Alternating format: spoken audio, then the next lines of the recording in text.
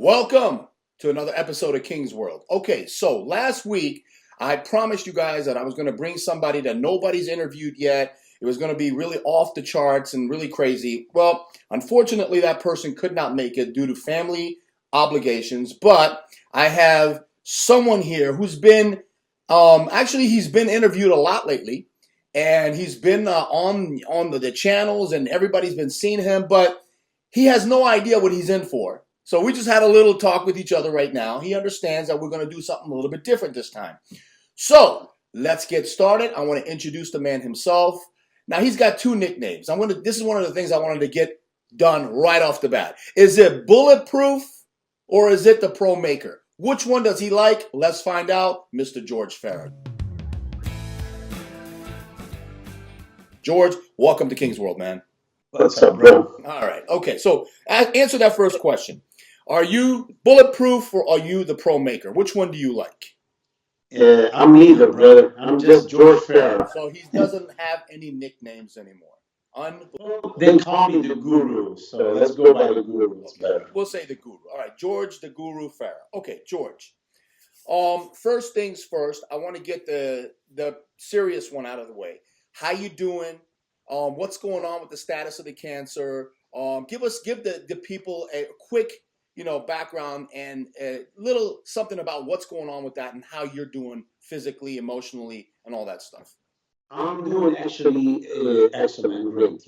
As a matter of fact, this coming August will be 4 years cancer-free. So I'm very, very, very blessed, man. Very blessed to be among you guys. Okay, great. Well, and then you mentioned something right beforehand when we were just talking, and you said, I'm not that guy anymore, because I was trying to get the devil to come out of you, and you were like, King, I'm not that guy anymore. So you give yourself credit because of the whole hell that you went through, because you actually saw death and you came and you saw.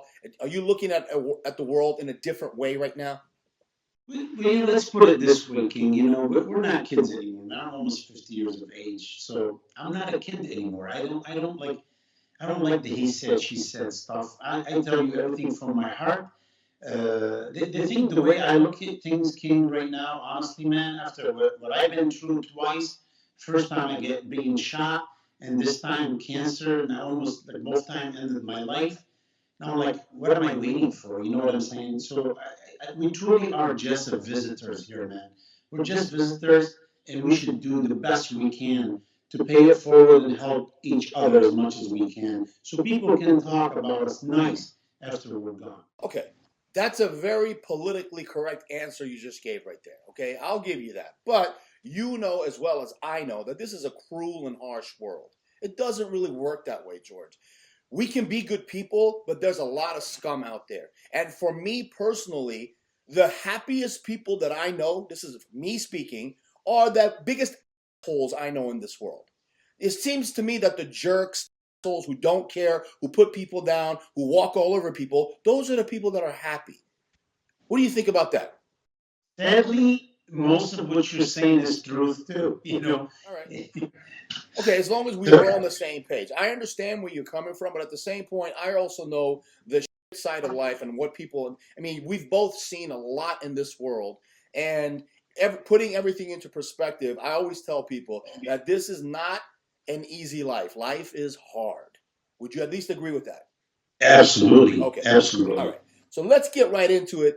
I don't think people are ready for what we're about to do, so let's go right into it.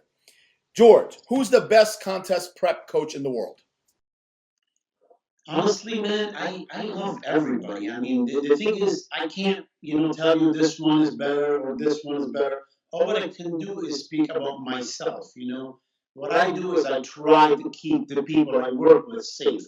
That's all I can tell you. But, I mean, they're all good. I mean, I really hate to see Sean Ray, for example, pulling Chad down. Chad's a good friend of mine, you know what I mean? Chad's never grabbed anyone, put a gun in his head, and tell him, come work with me. You know what I'm saying? We're all grown, man. We all know that this is not safe sport. I mean, let's not kid ourselves. You know what I'm saying? So if things happen along the way, yeah, it's going to happen. But if we're speaking about prep guy to be safe, I think I am the safest out there because honestly, I give my heart to this sport that we all love. Okay, who's better, you or Hani? You know what? I mean, I can't tell you anything about Hani because Hani is a good guy too. You know, Hani did amazing job. You know what I'm saying? You, hold on. But the difference, hold on, I'm coming at you. Okay, okay. I would have never said anything bad about Hani. Never. And I will never say anything bad. But Hani kind of triggered something in me because at the Olympia, Okay. you know, after Dexter placed fourth, and we all know Dexter's 50 years of age. I'm so happy that I could bring him that way. And, you know, probably he could have easily, you know, placed higher. But forget about this. Okay. For Hani to walk by, you know, and I'm telling him, congratulations, Hani. He said, hey, if you ever want me to give you some tips about how to get people in condition, you know, here I am telling him about, like, dude, tip on condition with who? With Phil Heath or with, you know, the best guy in Iran so far right now after you? You know what I'm saying? Like, dude, are you kidding me? Hadi Chopin was amazing 5 years ago. Right. I used to always watch the guy. I'm like, oh my God, this guy is peeled. So what did Hadi really do? Let me stop you. My mother could get freaking Philly into window. Let me stop you right there. I'm glad you said that. I see. I'm already starting to get you angry, which I love. All right. Let me stop you right there. My definition, and I've been saying this on my show and on Generation Iron and to many, many people all around the world, I've always said a good coach is not someone who gets a professional bodybuilder and gets them cut up for a show. A good coach is someone who takes someone who's an absolute train wreck, who's a normal quote-unquote person, and turns them into something that nobody can believe. Wow, oh my gosh, that is a good coach. Do you agree with me? Thank you. Absolutely. Okay, all right. So that being said, to go back to what you just said a couple seconds ago about Dexter, this is just a little off the cuff, but I want to say this. I had Dexter winning the Arnold Classic this year. So after you loaded him back up, and I was going back and forth with Dexter through text message, I believe you loaded him up with Chinese food. Am I right? Yes. Well, it was a fucking miracle, man, because he came back at the night show, and I was going back and forth watching and judging it down to a point, and I have to give you all the credit, and I'll give you the credit right now. You and Dex should have won the Arnold Classic. So that's from me to you. Thank you, brother. Thank you. Okay, good. All right, so we agree on the contest prep. You had what you had to say about Hani, and I agree with you on that one too because I have my stories too. So let's go to the next one. Is Brandon Curry the legitimate Mr. Olympia? And I underlined the word legitimate. So answer the question. That day, I think he was, honestly, because I didn't see anybody better than him. Shape was, you know what I mean? Maybe condition-wise, yes, but shape-wise, he was so pretty. The guy looked so good, so pretty. He was the biggest with the smallest waist, and you have to give him the edge. The guy looked like freaking, you know, anatomy. He's so cool looking. You know, I always liked him. You know, he worked with me before he won the Arnold Brazil before. So I always liked him, and I always pushed for the guy because he worked hard. He used to have the, you know, the legs a little short when he comes up, but they were lagging a little bit. But I thought he brought him up. Now we go condition wise. I really liked him a lot more at the Arnold Classic. Okay, why did he leave you? Oh, you know what? We've always been friends and we talked and stuff. It just probably, I was charging 20%. Maybe he don't want to pay 20%. Honestly, I don't know why. Okay. You know, I mean, me and him, we still like really good friend, and I'm always going to be there for him, especially that he's working with Abdullah. Abdullah, I consider my little brother, you know. Don't worry. I'm going to get to Abdullah in a couple of minutes. I have a few issues with that guy, but right now, we're going to leave it at that. So, Brandon Curry, you would say, yes, he is the legitimate Mr. Olympia right now for that day, correct? Yes. Okay, yes. Right. I agree with you 100%. Okay. Next question, which is almost, ties into the one that I just asked you. Who is the best bodybuilder on the planet right now? Not who's Mr. Olympia, but who's the best bodybuilder on the planet? The best bodybuilder on the planet right now. If everyone was at 100%, who's the best? Honestly, I'll say Dexter. You say Dexter. Okay. That's an honest answer. He gave an honest answer. My answer to that question would be Phil Heath. If Phil Heath is 100%. Oh, no. Hold on. Back up a little bit. Okay, right. You didn't tell me Phil is in the mix. Of course, Phil. Everybody alive on the planet today, right? No, we're talking about people competing. Phil, I don't know if he's going to come back or not. No, you see what I'm saying? I'm saying if everybody who's alive on the planet Earth right now. And their best condition? And their best condition, 100%, who's the best bodybuilder in the world? Kai Green. Okay. Wow. That surprised me right there, okay? Because we're going to get to Kai in a minute too. All right, great. That was a surprise answer. I would say Phil Heath because at 100%, I don't think he's just too much firepower, even though I still think he's not wide enough. Like a lot of people sit there and do the comparisons between Phil Heath and Ronnie Coleman. And I keep saying to people over and over again, you can't have someone that wide stand to someone that's narrow with the right. It just doesn't, and they don't get it. So I hope, George, you understand what I'm saying when I say the Of course, 100%. 100%. All right, okay. It's apple and oranges. You can't compare those. Yeah, I totally. Okay. So you say Kai, I say Phil, 100%. Next one. All right. You brought up Abdullah's name and his sidekick, Ahmad Askar, okay? The Kuwait guys. I have seen, and I'm not going to say who because I'm going to respect this person. I have seen their protocols. I know what they do. I have seen it on a piece of paper with my own eyes. Now, I'm going to put you on the spot here now, George. You are, the first thing you said when we started this conversation, you said to me, you are the health coach. You make sure that everybody is healthy. The protocol that I saw from your protege, your Padawan, if you're the Jedi Master, he was your Padawan, it's off the charts. I go back and I put myself into the picture. So it's a comparison to me. I'm not going to compare it to anybody else. What I did to get ready for the Arnold Classic or for the Mr. Olympia, I have everything written down in files and put away and what have you, just like most professionals do. What I saw on that piece of paper is what I did multiplied by 3. Is that healthy? Absolutely not. Okay, but he's your protege. You see, you need to understand something, bro. I have helped many people become my protege, and they took it to a next level. But that's not me. You, from all people, you know, when I work with Bob, when I work with all these guys that you know you're friend with, Right. they all will tell you. I mean, as a matter of fact, Branch Warren, he told me, he said, George, I'm not going to lie to you. When the first time he won the Arnold Classic in Ohio, he said, George, you have given me stuff less than when I was a teenager. So if somebody's going to take it to the next level, it's not me. I don't, listen, the bottom line, man, like I told you when we first started, I'm almost 50 years of age. You know what I'm saying? Right. I need people to say, man, thank God I worked with that guy when they're 15, 16, 17.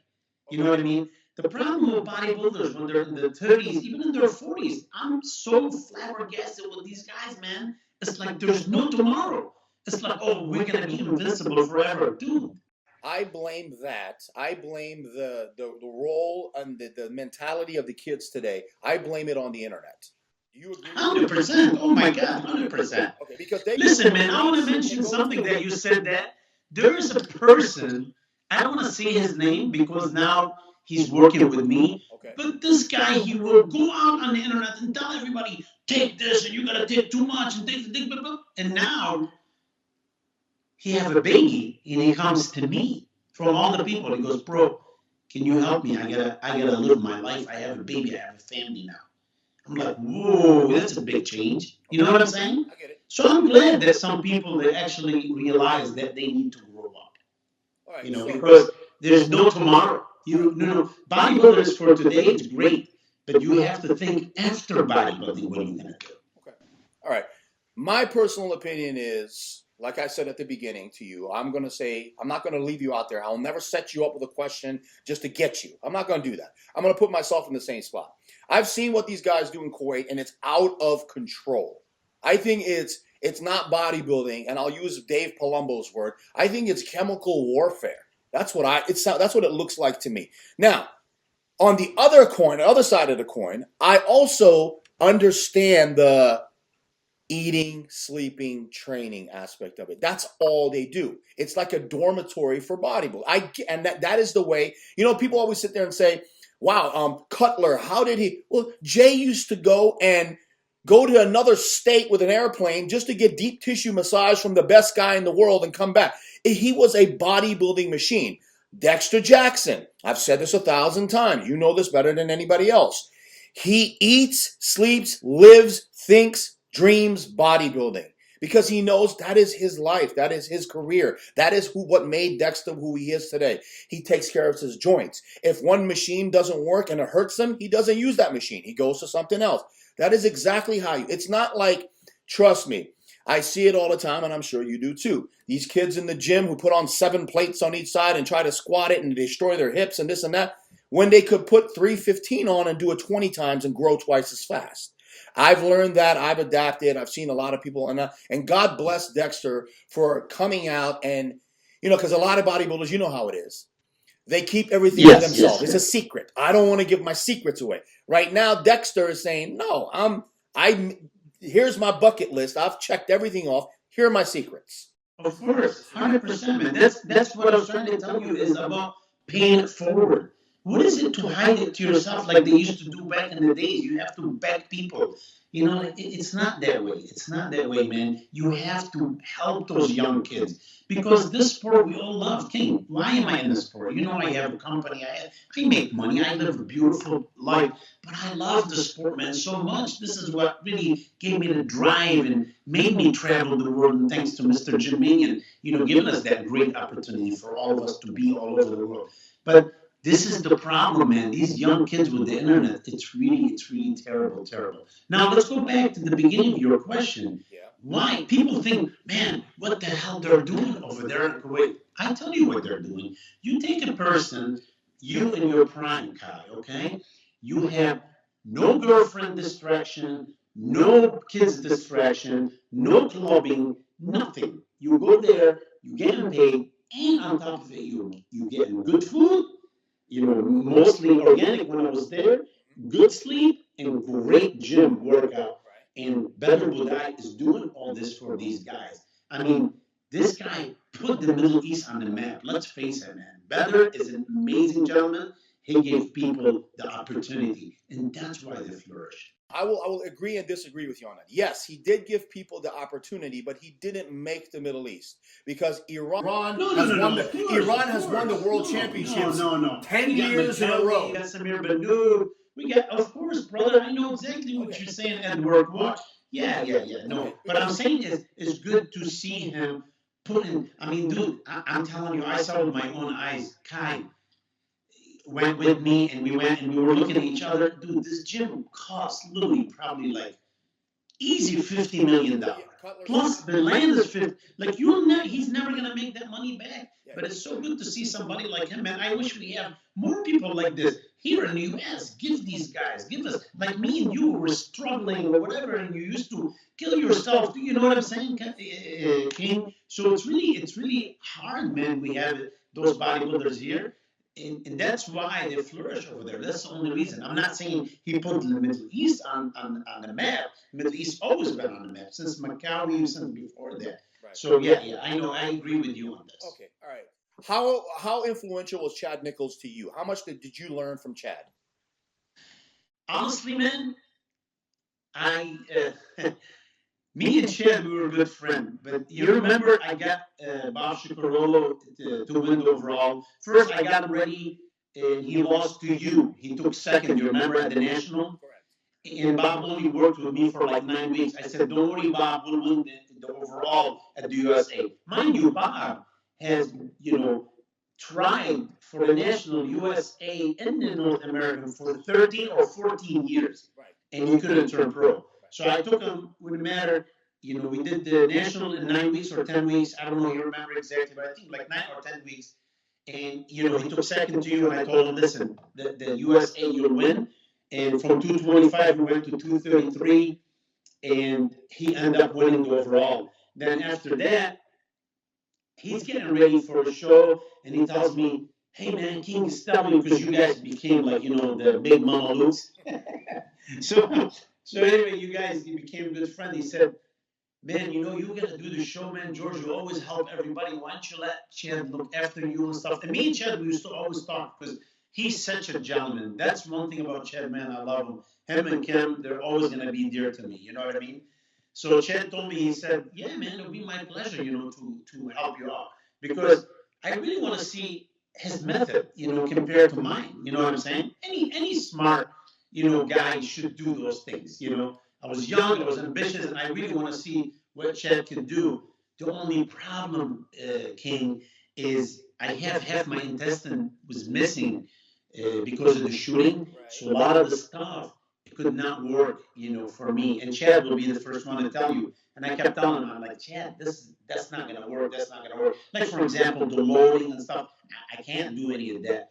So he said, you know what, George, you're very smart, you're intelligent, you do what you gotta do, whatever helps. So as far as helping me, I was already like putting so many people on the stage and stuff.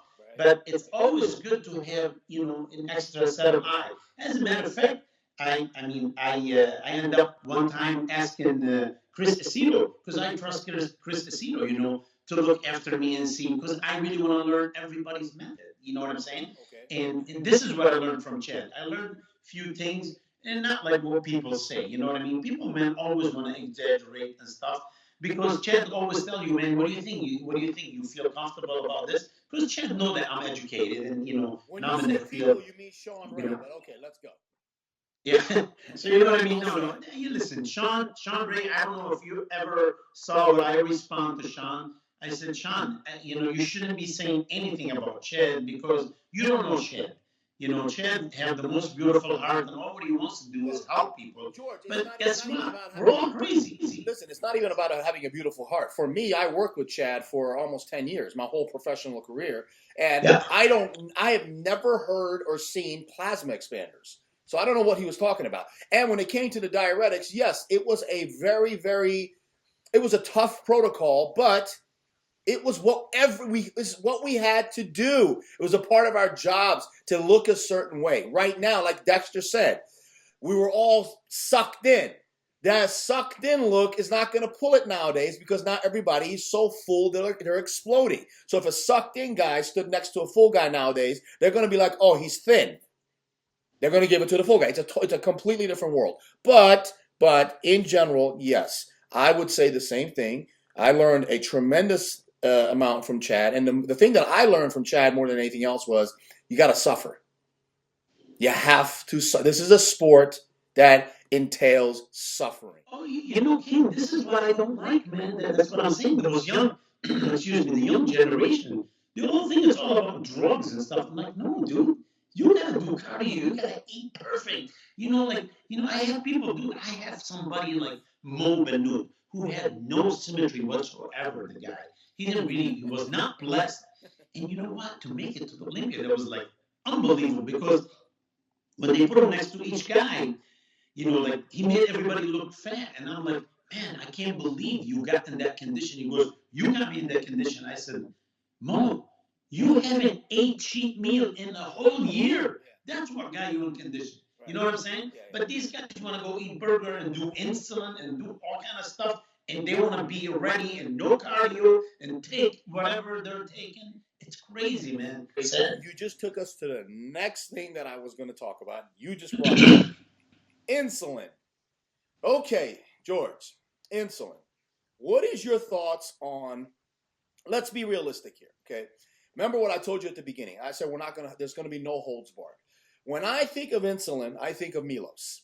That's because just like you, I've worked with Milos, I've worked with Chad, I've worked with McNeil, I've worked with a whole lot of people, a whole lot of coaches, and I've learned a lot. I've worked with Amin. I know all their tricks and all that stuff. When it came to insulin, Milos was the leader of the pack.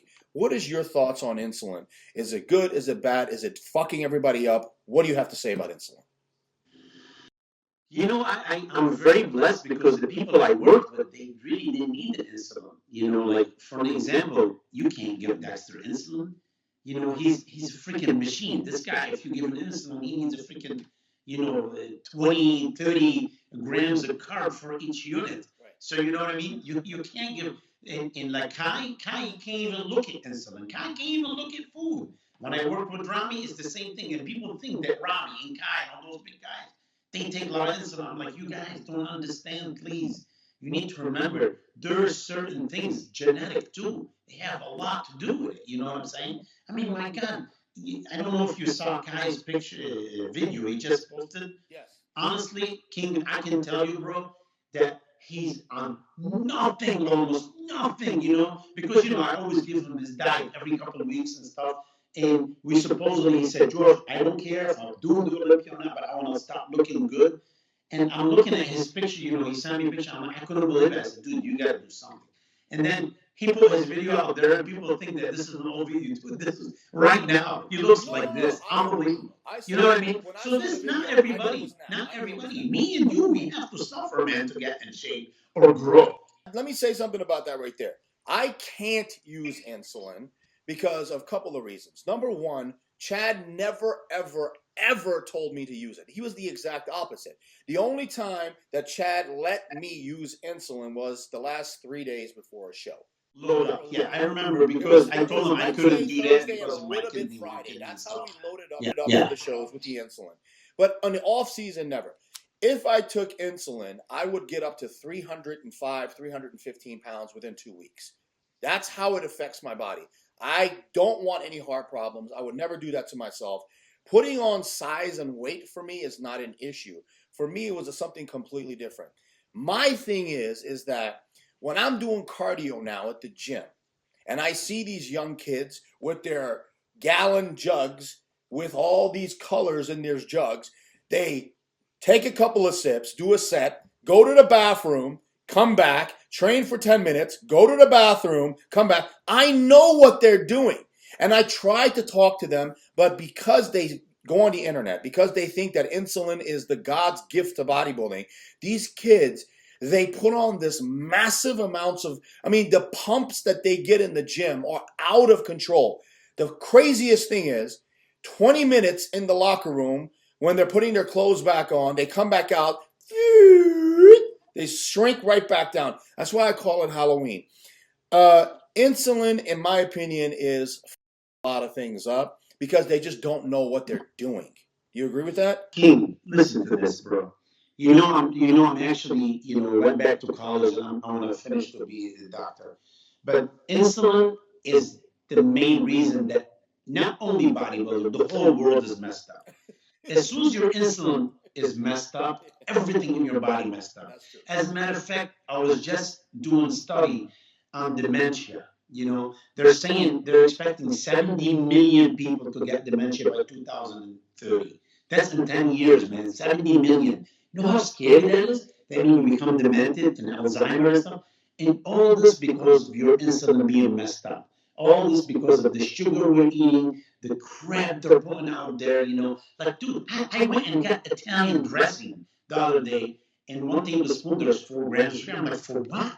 I never remember my mom, putting, sugar. So, yeah, insulin is deadly, man. I really, really wish that I never talked years and years ago about insulin and like, oh, it's good to put weight on, but man, what a mistake. Insulin is the worst thing, and I agree 100%. Yeah, and especially when these idiots go and get the 70-30 Novolog and then they hit it and they don't realize it's going to come back every 2 hours for 24 hours. And in the middle of this sleep, they're going to go into a coma and die. You know how many? I've tried to explain to these kids how many people in the Middle East have died like that. It's Yes. hundreds. It's all because of that stupid internet. Yeah. Honestly. Okay, so let's leave that. Let's go to just really quick to SARMs and peptides. What do you think about SARMs and peptides? The thing, the SARMs, it's okay. It's actually what I call it. It's a great vitamins. You know what I'm saying? So it's a little better. It's a little better than supplement, but it's a lot less than steroids. Okay, So, I for agree. you know what I'm saying? So it's not really what it come up to be. And as far as the peptide, if you get anything U.S. made under good trade, whatever, great. But the problem is all Chinese crap, and I don't trust anything Right. from China. Yeah, and personally for me, the SARMs, when I don't see much a difference when the guys do it, just a little bit of a difference. But for the girls, Yes. they explode, George. I mean, Yes. it's almost Yes. like they're taking the real thing. It's amazing.